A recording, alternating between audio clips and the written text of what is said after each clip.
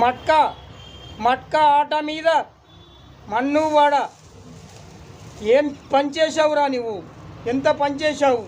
మీ mummy చెప్పింది మట్కా ఆడొద్దు, మట్కా ఆడొద్దురా అని.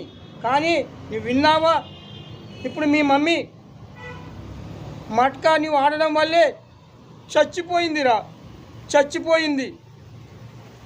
మట్కా కోసం నువ్వు 25 లక్షల ప్లాటుని అమ్మేశావు. మట్కా కొడతాను, నేను మట్కా కొట్టే తీరుతాను, కోట్లు మట్కాలో సంపాదిస్తాను అని చెప్పావు కదరా. ఇప్పుడు ఏమైంది? చివరకు మీ మమ్మీ చచ్చిపోయింది కదరా. మీ మమ్మీని మట్కా కోసం నువ్వే చంపుకున్నావురా, నువ్వే చంపుకున్నావు. ఐసీయూలో మీ మమ్మీకి ఆపరేషన్ చేస్తానని డాక్టర్ అంటే కేవలం డబ్బులు కట్టలేక మీ మమ్మీని నువ్వే చంపుకున్నావురా, నువ్వే చంపుకున్నావు. కనీసం శ్మశానంలో మీ అమ్మ శవానికి నిప్పు పెట్టడానికైనా చివరిసారిగా రారా, ఒక్కసారి రారా.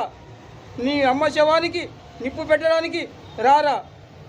ఆమె ఆత్మ అయినా శాంతిస్తుంది, కనీసం ఆమె ఆత్మకైనా శాంతి లభిస్తుందిరా. నా మాట విని ఈ మట్కా విడిచిపెట్టి ఒక్కసారి రారా. మట్కా అంటే ఏమనుకున్నావురా? మాయాజూదం. మహాభారతంలో పాండవులు కూడా మట్కా ఆడే అంటే పాచికలాడి రాజ్యాలను పోగొట్టుకున్నారా, రాజ్యాలను సర్వనాశనం చేసుకున్నారు. కనీసం నువ్వైనా నా మాట విని చివరిసారిగా మీ అమ్మకు చితి పెట్టడానికి రారా. నువ్వేమో పట్టు వదలని విక్రమార్కుడిలా మట్కా కొడతాను. ఇంకా ఏం కొడతావురా మట్కా? మీ అమ్మ చచ్చిపోయాక ఇక నువ్వు ఎలాగో రాలేవు. మీ అమ్మ శవానికి నేనైనా నిప్పు పెడతాను.